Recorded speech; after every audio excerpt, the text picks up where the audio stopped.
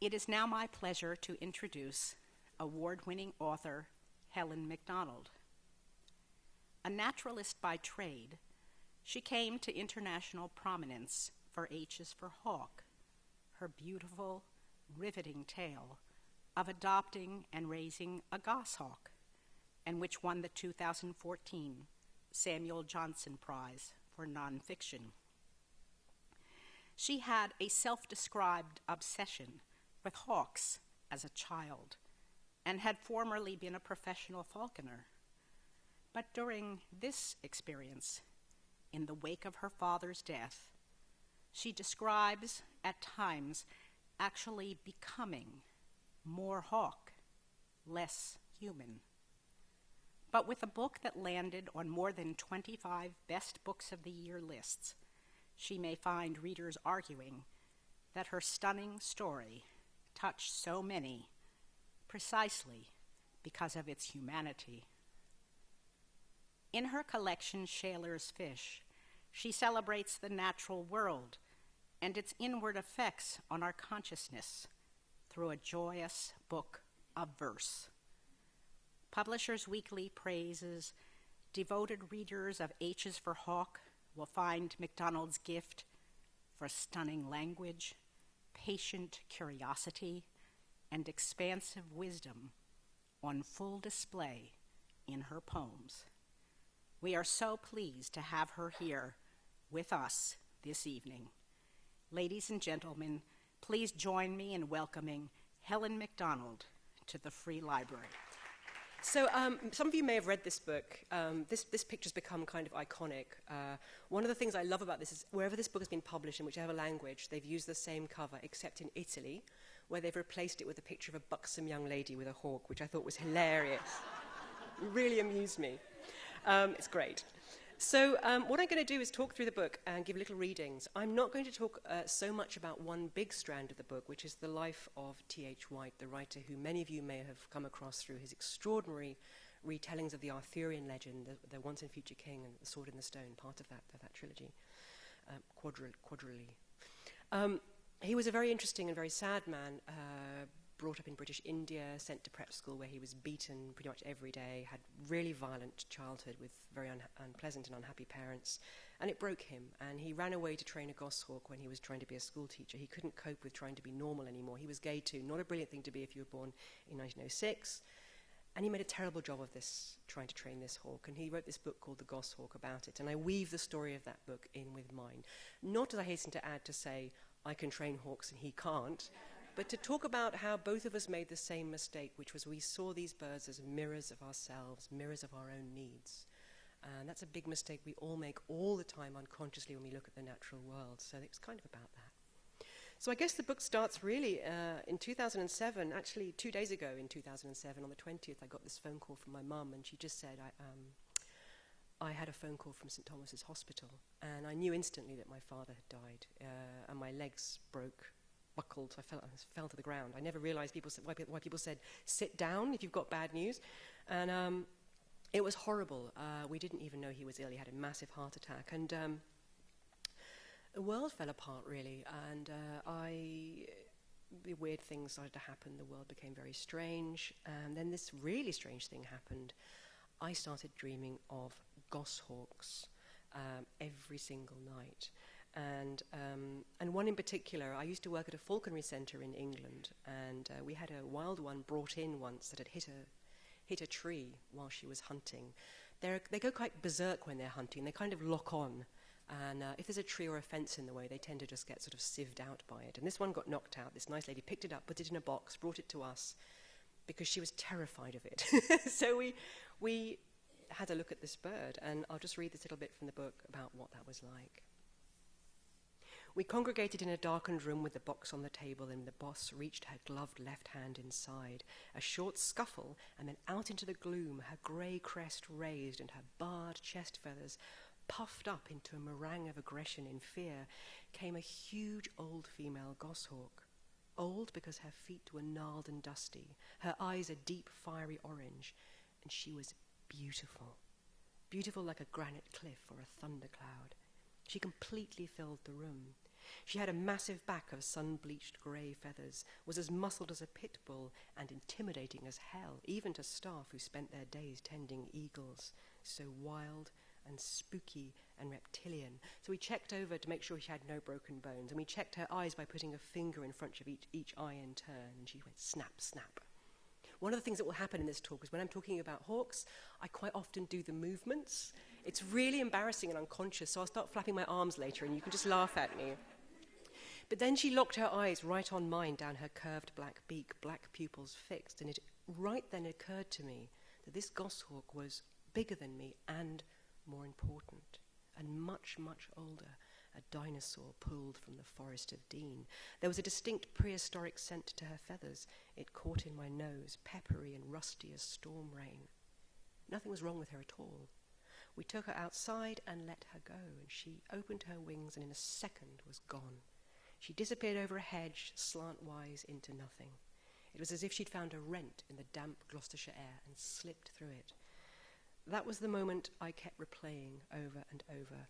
That was the moment that the hawk became inevitable. I was just thinking about how to talk about this next bit here. My niece is 12. She's a lovely, lovely, lovely person. And at the moment she's obsessed with Minecraft and Taylor Swift. Both excellent things to be obsessed with when you're 12. I was obsessed with falconry and birds of prey, much less of a normal thing to be obsessed with. So my friends would have sort of photographs of rock stars on their walls, and I'd have pictures of kestrels. And this is a very open book emotionally. I tried when I started to write it to be more reserved and British, but it didn't work. I had to really lay it all out on the table. But of all the things I confess in this book, the one that I still feel a bit awful about was that when I was small, I used to try and sleep with my arms behind my back like wings because I wanted to be like a hawk. That just still seems deeply embarrassing to me. But I wanted to be a falcon. I wanted to be a bird. I wanted to be as close to birds of prey as possible. And I told my parents this, and they were so supportive. I think only twice did my mother say, "Are you sure you wouldn't rather be a lawyer?" They were really supportive. I got my first kestrel when I was 12. She used to sleep on my bedroom bookcase with newspaper on the floor to catch the mess. They were really lovely parents. I grew up, I flew peregrine falcons, ger falcons, Saker falcons, merlins. I even flew some eagles for a while. There was one bird I never wanted to touch, and I think you know what it is. It's a goshawk, and there were lots of reasons for that. The main reason was that in the cultures of falconry, they have this kind of reputation as being avian Christopher Walkens. They're just these deeply, obviously the characters he plays, not him. They're these deeply psychopathic, highly strung, nervous killers.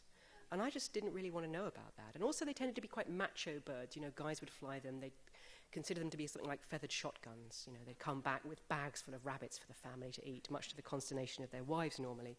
And I never wanted one, but then they were all I could think about after my father died. And I went and bought one off the internet. That sounds worse than it was. All the birds of prey used in Britain, as opposed to America, where there's a much more stringent licensing system here for falconers. In Britain, they're all captive bred. You can't take wild birds. And so I drove up to Scotland to a quayside in Stranraer. I'm sure, have any of you been to Stranraer? You have? Oh my goodness. It's almost entirely unlike Philadelphia, isn't it, really? And I was pacing up and down, waiting for this chap to come over on the ferry from Northern Ireland, where he had bred these goshawks, and it was like a drug deal. I was smoking a cigarette, I had a can of Red Bull, I had £800 in my pocket. It felt very dodgy indeed. And in fact, when I drove away with the hawk in the car, I looked back to discover he was surrounded by armed policemen who wanted to know what the hell he'd been doing. I kept driving. I feel really bad about that now, but he was fine. All the paperwork was fine. And this is where I saw my first sight of my hawk, who became one of the most important, still is one of the most important, even though she's not around anymore, things that has ever happened to me. And I'm just going to read this little bit here about what it was like to see her for the first time. And I don't normally talk about what I'm trying to achieve in a passage of writing. I always find that kind of a bit awkward. But this bit here, I'm trying to describe what she was like. It gets quite purple prosy.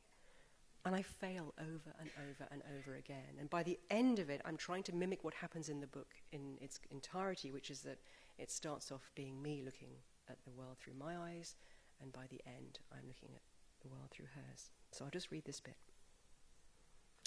Another hinge untied.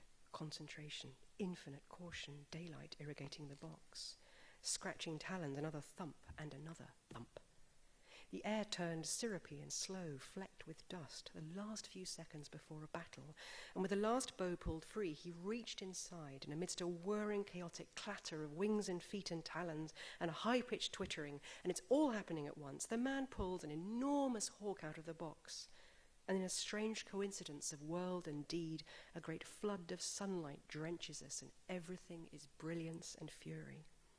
The hawk's wings barred and beating, the sharp fingers of her dark-tipped primaries cutting the air, her feathers raised like the scattered quills of a fretful porpentine. I stole that from Hamlet. Two enormous eyes. My heart jumps sideways. She's a conjuring trick, a reptile, a fallen angel, a griffin from the pages of an illuminated bestiary, something bright and distant like gold falling through water. A broken marionette of wings, legs, and light-splashed feathers. She's wearing jesses, and the man holds them, and for one awful long moment, she's hanging head downward, wings open like a turkey in a butcher's shop, only her head is turned right way up, and she is seeing more than she has ever seen before in her whole short life. Her world was an aviary no larger than a living room, and then it was a box. But now it is this, and she can see everything. So, yeah, I had a goshawk. I brought her home and then became the great excuse. The great thing that this goshawk let me do initially was to distract myself utterly from the fact of my father's death, both, intellectually and emotionally. How do you train a hawk? Well, you can't train a hawk by punishing it, ever. You can't raise your voice to it. I mean, obviously training any animal like that or behaving like that with people is bad. But hawks are solitary animals. They don't understand social kind of punishment at all, and they don't like, obviously, physical punishment. You do it all through gifts of food. This works with people too. Raw steak, not so, well, I don't know, some people I know might. So you sit with a hawk in a darkened room, and you enter these very strange meditative states, and you will the hawk to not see you at all and just look at the food and eat. And slowly as the days go by in these darkened rooms, you begin to build this extraordinary trust with this wild bird. And eventually the bird will jump to your fist for food and then fly across the room. And it's all amazing kind of moment when the bird decides that you're something to come towards rather than be frightened of. I'd lock the doors, I'd pull the phone out. This shows how long ago it was. I pulled the phone cord out of the wall. I was a hermit. But then this thing happened where you have to take your hawk outside to get it used to the sort of everyday world. It's called carriage. And in fact, the actual taming of a hawk is called manning. Let no one ever think there's no gender issues in falconry. So if any of you have been to Cambridge, you'll know it's quite an eccentric place. But there are limits. And walking around with a bloody great hawk on your fist does lead to some issues. Quite often, small boys would run past me and shout, "Harry Potter!" And this made me furious. I'm like, it's not an owl, it's a goshawk, obviously. And I remember a couple of young mums with their children whispering to their child, sotto voce, but I could hear them, "Don't go near the hawk, lady." So I think I was quite a frightening figure, But people did talk to me, and one of the things I talk about in the book is that the people that talked to me tended to be outsiders. They tended to be homeless people, people who were slightly drunk, would come out the pub, foreign students, tourists, teenage goths absolutely adored her. They used to sort of stand around and wonder at her. And I thought this was really interesting. I was already moving away from the world of normality into this other space, and I was very happy to be in that other place. I didn't want to be my normal old self anymore. And then came this very strange day where I was walking with her and finding the city a very strange and odd place. I'll just read this bit out, actually. This is the bit where initially I'd been taking her out and she'd been quite scared of dogs, and then a small dog went past, and that became very fascinating for another reason to her. She got in. Cars and buses rattle fumily past, and when the food is gone, she stands staring at the strange world around her. So do I. I've been with the hawk so long, just her and me, that I'm seeing my city through her eyes. She watches a woman throwing a ball to a dog, and I watch too. I'm as baffled by what she's doing as the hawk is. I stare at traffic lights before I remember what they are. The bicycles I see are spinning mysteries of glittering metal, and the buses going past are walls with wheels. What's salient to the hawk in the city is not what is salient to man. The things she sees are uninteresting to her, irrelevant, until there's a clatter of wings. We both look up. There's a pigeon, a wood pigeon, sailing down to roost in a lime tree above us. Time slows, the air thickens, and the hawk is transformed. It's as if all her weapon systems were suddenly engaged. Red crosshairs. She stands on her toes. I'm doing it. She stands on her toes and cranes her neck. This flight path, this thing, she thinks. This is fascinating. Some part of my hawk's young brain has just worked something out, and it has everything to do with death. I hadn't really thought this through, had I? I mean, what I was doing was trying to escape my father's death, and what I had was this bird that was hyper-predatory and wanted to murder everything it saw. Yeah. Now, I knew that, I mean, that's not why I wanted a bird of prey. People sort of said, did you get a hawk because you wanted to murder things to kind of... And I was like, no, I wanted a hawk because it seemed the most, to me at that point, the most vital living thing. It was this solitary, self-possessed creature that lived in this present, that was an extraordinary animal to be near. And, but I knew I'd let her hunt because that's what hawks do. And I say in the book that having a goshawk and saying it's not allowed to hunt is a bit like having kids and saying, it's nice to have kids, but I don't let them play. I mean, it's what they're made of. So I went out with the hawk and I let her chase things. And I hadn't expected quite how astonishing that would be. I'm not a bloodthirsty person. My friends laugh at me because I rescue spiders from the bath, and take them outside and stuff. But there I was, running after a hawk. She was like a piece of cloud scratched out of the kind of sky and sort of pushed across these frosty hillsides. It was extraordinarily transporting, and it completely changed the way I looked at the landscape. When I look at a landscape, normally, I'm sure if any of you go out and look at things, you sort of think, well, that's a tree, there's a house, there's a horse, everything has names. And you can kind of rank things in order of interest and importance. Maybe the house is more interesting than that small flower down there. When I was out with the hawk, I had this weird, new, phenomenal version of the world where nothing was more important than anything else, and all the names disappeared, and the world became extremely complicated. I remember looking at a field of new wheat and spending minutes just staring at all the tiny shoots. It was really strange as an imaginative act. And it was extraordinary. And Mabel and I went out hawking. I should say why I call her Mabel, actually. There's a tradition in falconry that if you give a hawk a name like Slayer or Killer, it will sit on a fence post and squeak at you. If you give them cutesy names, they tend to be proficient hunters. So I have a friend with a goshawk called Bunty, and I have another friend with a goshawk called Baby Doll, but even he's embarrassed about that and calls her BD. Mabel meant lovable in Latin, lovable or dear, and I thought there was something about that that's quite poignant in retrospect, that even though I wanted to cut myself off from everything warm in the world and live with this remote, beautiful wild creature, I still kind of, there was sort of need for love somewhere in that equation. But things started to go quite badly wrong. There quite a lot of times I used to wake up in the morning and discover my pillow was soaking wet, and I'd been crying all night without knowing why. And I remember thinking I must have an allergy. It's something not right. And I began to become really, really odd. There were times when I remember the mailman would come and knock on the door, and I'd find myself hiding behind the chairs in my front room. I didn't eat, or I ate a lot. I mean, I became basically a goshawk in my mind. I became all the things that people thought goshawks were. I was kind of like that. I was frightened of people, and I was a mess. I just pushed all that grief away and become this very inhuman creature in my imagination. And I try in the book to explain what that was like and what was going on. And oddly enough, there are lots of ways you could think about this if you go to Freud or you go to Klein or attachment theory or look at all sorts of really brilliant sort of psychoanalytic stuff. But the one that really rang true for me was a paper by an extraordinary anthropologist called Rane Vileslev, and he went to Siberia and spent a lot of time with the Yukage people there, who are hunters, and they do this amazing thing when they hunt caribou.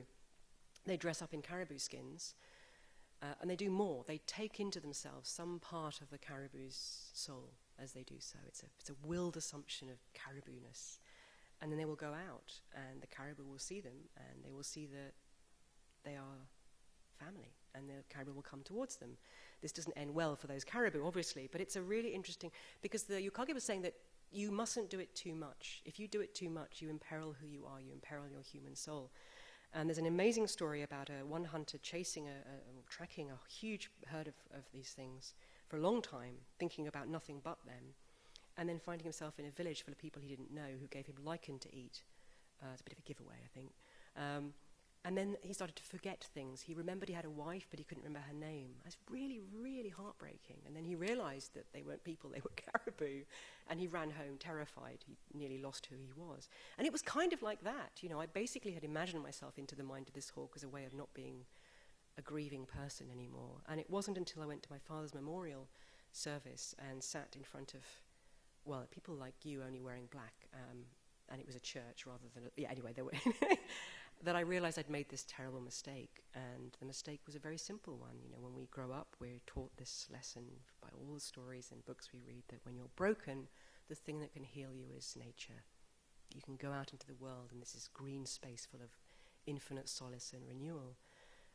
This is obviously true to a certain extent, but typically for me, I'd gone way too far. And I'd got completely lost, and I sunk into what I now recognize was a very deep depression, only a very strange one for me because I didn't feel sad. I just felt like a hawk. So what did I do? Well, I went to the doctors. You know, what do you do? And a lot of people have sort of said, you know, you're very open about this. You know, you talked about going to the doctors and getting on antidepressants. And I'm like, well, that's what happened, you know. So I'm just going to read you this little bit about what it was like to go to the doctors. That sounds so boring, doesn't it? It was a very weird experience. I drive to the surgery with no hope of rescue, but I can't think of anything else to do. The doctor is a man I've not seen before. He's small and dark hair with a neat beard, red braces, and a crumpled cotton shirt. Dr. Stewart, inside information there. He sits behind a wooden desk. Hello, he says. Take a seat. I sit on a chair. I look at the desk. It is oak. I think of winter trees. What seems to be the trouble, he says. I say I think I might be depressed, that some things have happened over the last few months, that my father died.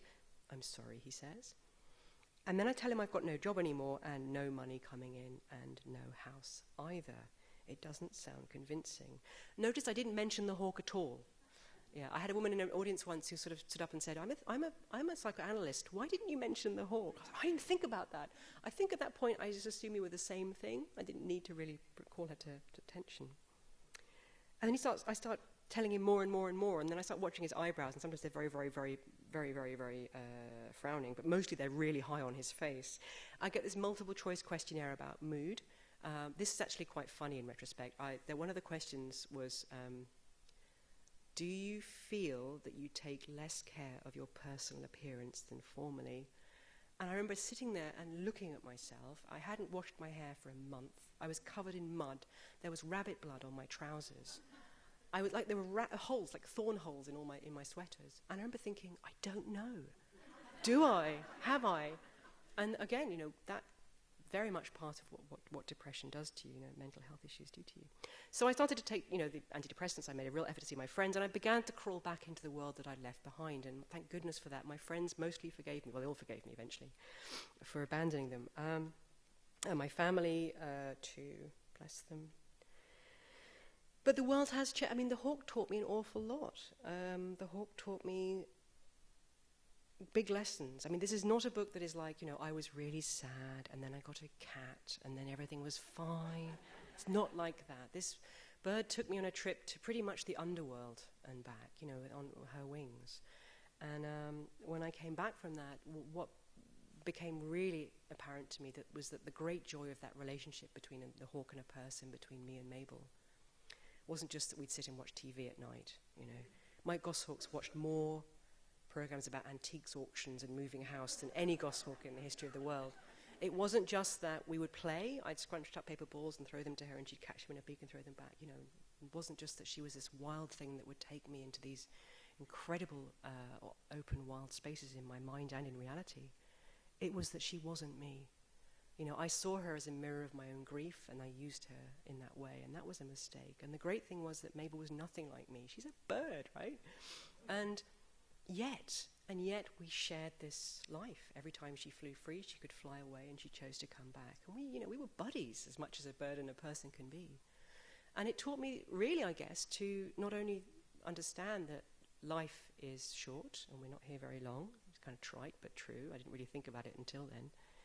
But that we should love difference from us. When I was small, I thought everyone was like me. Thank God they're not. But so all hail Mabel, who taught me to love things that are not me. And I'm going to end there. Thank you very much.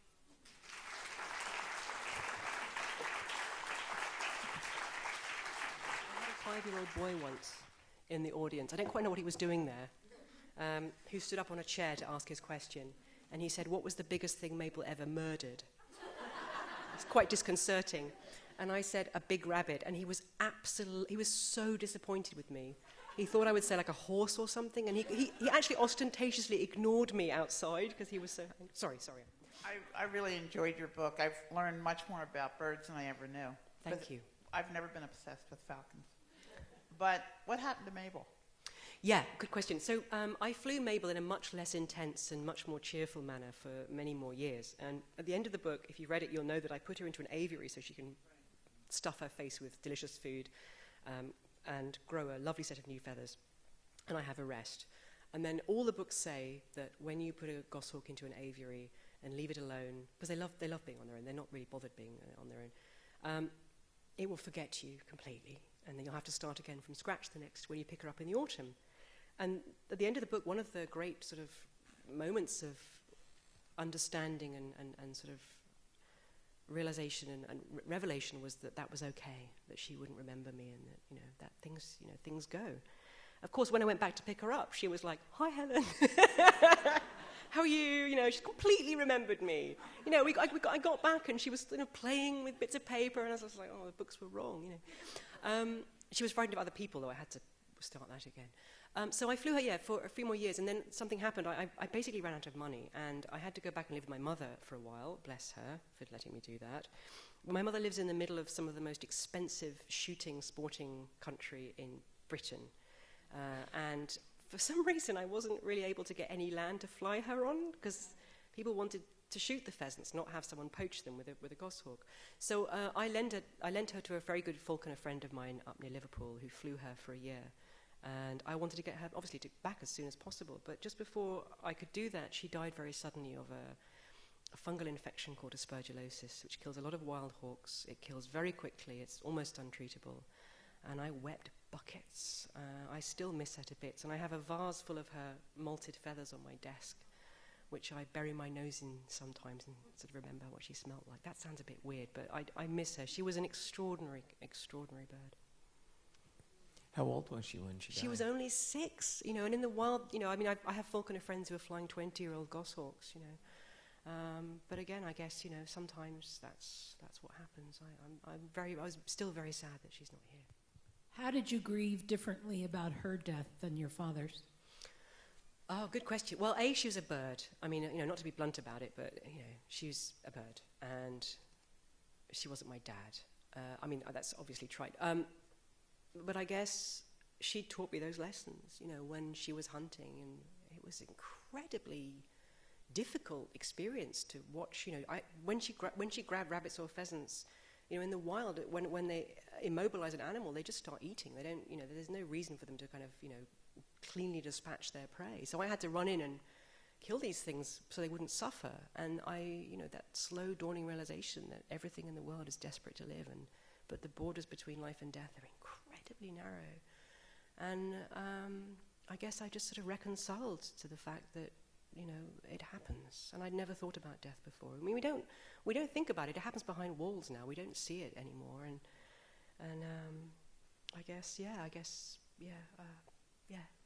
I cried a lot.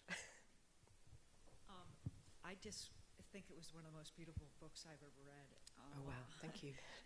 I'm a horseback rider, and I know at one point you said that they're not like dogs and not like horses, but I found the way you described the way your perceptions changed and you began to see the world through her eyes is so much true to when you're training a green horse. Absolutely. You look, you were afraid, oh, here comes somebody, she's going to be afraid of that.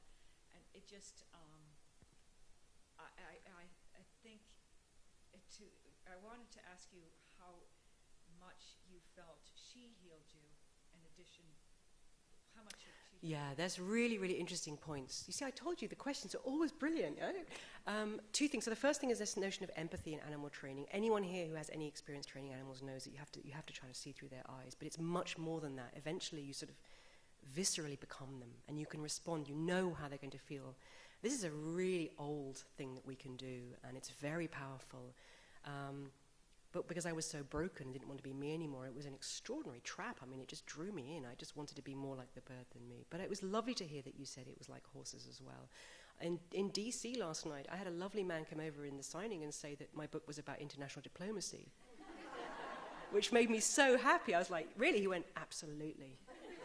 So that was great. Sorry, the other part of the question was great, was the... How much she healed me, yeah. helped me to deal with the loss of my brother. And it's just something about, it was a little bit about what you were talking about, invisible, and I don't know, they just... No, it's really interesting, the idea of animals as healing. I mean, I've been thinking about this a lot. I'm starting to think that animals let us become other selves, or they can speak for us and let us say things that we can't say when we're ourselves. Okay, that sounds... Here's a concrete example. I recently had a lovely chat with a psychotherapist. I hasten to add, not professionally. It was a conversation over a cup of coffee. And he said that he has a client who obviously, he didn't tell me who she was, who brings a dog to all her sessions. She has great problems revealing her emotions, how she's feeling. So quite often in the sessions, she'll say, my dog's angry with you now. And I mean, everyone knows what's going on in that scenario except the dog, obviously. But I think in a really brute way, that's what we all do with animals. They extend ourselves in ways that can be both enlightened and also very dark sometimes if you don't know quite what you're doing. So I'm allergic to horses, which is very sad. I live in Newmarket, which is Britain's home of racing. And I'm generally sneezing in the supermarket because there's so much horse dust around. I love them, but I can't get near them. Thank you. Sorry, I went on a bit there, but it's lovely. That's a lovely question. I always wanted to talk to an author. Here I am, sir. Talk away. A revelation occurred late in the book for me because as you were going through the book and training the goshawk, I was saying, why are you doing this? Fair enough. Fair question. Yeah, I mean, this is just really ridiculous. And other than your fine prose, until you admitted that you were going down the wrong path. Yeah. I'm not going to say I didn't enjoy the book, but you don't know that's not something you need to need to say to me. But yet that to me cleared it up. And not a question here, I think, but your reading of your book, I think that's the way it should be read out loud. Well, I don't think I got the depth of it reading it myself. Well, it sounds like I'm doing a sales pitch here, but there's an audio book. I had this extraordinary experience. Well, actually, no, it was interesting. My publisher said, we're going to do an audio book, and I said, can I read it? And my reasons for doing that were the sort of slightly pedantic worry that the person that read it would get the falconry terms wrong, or maybe the bird names wrong. I'm this little tiny, passionate, fierce natural historian.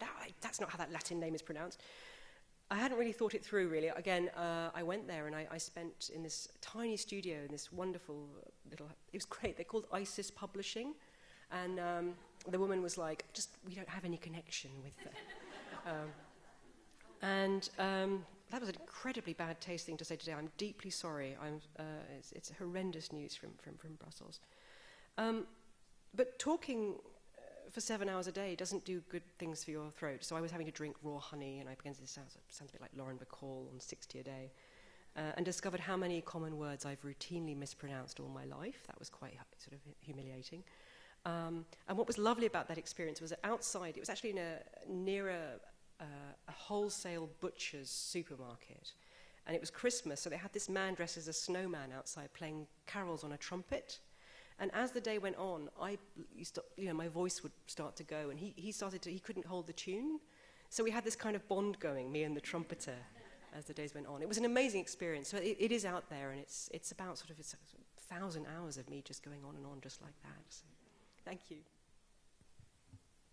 There's a double dealing here with your grief. One is with the hawk, and one is with the writing. When did you know you had to write this? and what place did the writing itself play in this? Really great question. Well, I guess towards the end of that year, when I realized I'd come back from somewhere that wasn't, it was a very weird place, and I'd achieved some measure of being back in a place that was more like home, like a journey and a return. I realized there was a story there that was much bigger than me. It was a very old story. It had sort of a weird mythical feel to it, and I started to sort of feel, and I say this in the book a few times, that these old stories work through you. They're much like the goshawk. They're more important than you are. And I wondered whether I didn't think it would be a book, but then years went past, and it took me about 5 years to realize that I wanted to write it as a book, and I think I needed that time to distance myself, not just from the emotion of that time, but from the person I had been. I think there are two kinds of books on grief. There are ones that are written right in the middle of that battlefield of horror, like the extraordinary Joan Didion book, The Year of Magical Thinking, which, if you haven't read, is astonishing work. And then there are those that are written much later, and I had to do it like that. I needed that woman in the book to be a character, but I remembered that year with crystalline clarity, and I think one of the things that grief does sometimes is bolt those memories in very, very fiercely. So yeah, it took me 5 years to get around to writing it, and then I sold the book on proposal, which was exciting and terrifying, and then I had to write it. I didn't think the book would be grief work. I thought it was all done. And then the last day, I remember putting the final sentence in, and I felt sick. I felt very nauseated, and I felt like I was going to faint. And I realized that it really had been grief work. It had been a proper goodbye to my dad and to that person that I was back then. And the thing about grief, and anyone here who suffered a loss knows that you don't ever get over it. You just have to incorporate it in yourself and become a person that can have that grief inside you, and you carry it forever. But you need to make yourself into someone new, and that's what had to happen before I wrote it. That sounds terribly grand, doesn't it? But that was the story of the book. A question that will probably take us into lighter territory than where you were just there. I'm curious what you make of what seems to me just this wider growing interest in birds. I'm thinking of two events that have been a part of the author series here that I would never have thought were attracted, and they were packed in both cases. A woman who wrote a book, I think, called The Unfeathered Bird. I'm not sure if you know her, but she's Brit, I believe. And then a guy who did, Andy, what was it, The Field Guide? David Sibley, he's a god. Right. I mean, my goodness. I was just talking about, next time he comes back, I'm going to fly over, Sure. So in both cases, the room was packed. Yeah. And so I'm wondering, the earlier reference to horses, is there something about birds, or are birds a vehicle for, I guess, so many of the emotions that they're part of your book? Do other animals not lend themselves? Well, I think other animals are harder to see. I mean, to be really, mammals are kind of hard to spot. Certainly in England they are. I mean, mammals tend to come out at night, and then they don't hang around. And I mean, the ones you do see are things like, rats. And they are this sort of wondrous set of very visible organisms that sing. I was talking to the artist Tony Fitzpatrick recently in Chicago, and he said, he was talking to hobos back in the day, and that was the only music they had, and it tied them to place in a way as well. And I think for me, what birds do is really interesting. Every time I see a bird in a particular place, it becomes about the place. Birds live in particular habitats, so if in England, if I see a wood warbler, it's in a leafy beechwood in spring. So those birds come to stand for places like the way Aldo Leopold, the same sort of thing. He would talk about the noumenon of places being these animate objects that are birds. So I always think that birds mean more than just birds. They mean places, and they mean ecosystems and habitats and experiences. And the older you get, the more meaningful they become in that regard. And I think that at times of great economic and political uncertainty, there seems to be a sort of tendency for people to move towards nature or think about the natural world as some kind of refuge, just as I was saying. And I think one of the reasons maybe it's not just that, but also, we are living in what's pretty much the sixth great extinction. It's grim out there. So, let's try and love the things that we've got before they've gone. That sounds, you said it was going to be a lighter question. I don't know what happened there. But thank you. It's a really thought-provoking one. Thank you. I'm fascinated by the relationships of people with wild animals and myself with birds and cats, which is problematic. There's a bit of a conflict going on there, isn't there? But I also live with someone who has an extraordinary ability to communicate telepathically with a lot of animals, including our pet cats. And for example, I mean, the exchanges that go on are so specific and surprising. When he was explaining to our cat that he was going to go to another country for a while, and he received the answer back, like, why would you go somewhere else to see people? Everything you need is right here. Whoa, wow. And he's lots of exchanges like that are really mind-boggling to me. I think it's really interesting. I have a parrot now. My friends tell me it's emotionally more healthy than a hawk. And, you know, I tend to think that a lot of my view is that a lot of those unconscious communications that seem very, very clear are basically an animal that has an exquisite ability to read human moods and human gestures, and a person who can read the animal gestures. I mean, that's kind of how it works for me. But then, having said that, when I wake up in the morning, my parrot, as soon as I open my eyes, I can hear him say hello from the next room. So, I don't know. I think that... I heard a wonderful story recently, actually, about a chap who said that he went to visit his father, who has a cat, and the phone rang twice, and his dad said, "Oh, that'll be the cat coming home." And his son said, "What?" And at that moment, he said, "Well, go and open the door." And the son opened the door, and the cat came in. And his father let him stew on this for some time before he said that actually what happens is the cat goes to the next door neighbors and has dinner, and then when the cat leaves, the next door neighbor rings up. But I think, I mean, you know, there is more in heaven and earth than is dreamt of in our philosophy. So, I mean, if someone discovers some weird quantum thing that involves animals and humans communicating telepathically, I'd be very excited to find that was the case. Thank you. Hi, this book was unlike anything I'd ever read before, and whereas it wasn't a happy book, I had lost my dad in 2011. I'm sorry. And but I've got a lot of closure with it. And one thing I noticed at the time was how my brother and my mother and I expressed our grief, bringing it way down again. And I was important stuff. And I think you're an only child, correct? No, and this is something that people give me so much grief about. I completely understand. I really want to hear a question. Basically, I didn't write so much about my mother and my brother in the book because they're still alive, and we're very close, and I didn't want to intrude on their lives. So, you know, there was a lot of talking with them, a lot of phone calls, but they're just not in.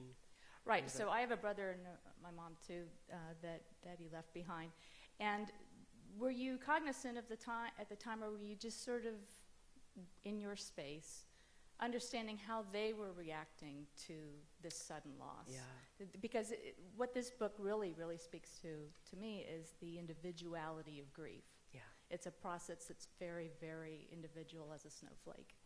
So it is, and you know, if it hadn't been a goshawk, I think it would have been inadvisable affairs, drinking, anything that would have just blotted out the person, you know, who I felt that I couldn't bear to be anymore. The hawk did that very well, but it is an individual thing. I mean, in the book I talk about how it's like, you know, someone comes into a room and punches everyone in the stomach. I mean, everyone's suffering the same pain, but you can't share it. It's you know, and it's a very weird thing, grief, isn't it? Because it makes you very self-absorbed in a way that you really can't control. And I wanted to get across how self-absorbed I was in this book, with the result that many readers just think I'm a nightmare. You know, gosh, she's such a Prozac queen. She's completely self-obsessed. That's what happened to me with grief. And I do wish now that I had... I mean, I think at the time, I just knew that my mother and my brother were hurting, and we talked a lot about Dad on the phone, and we cried a lot, and we, you know... But I don't think it's possible to understand another person's grief. It's the same as yours, but it's 1,000 miles away.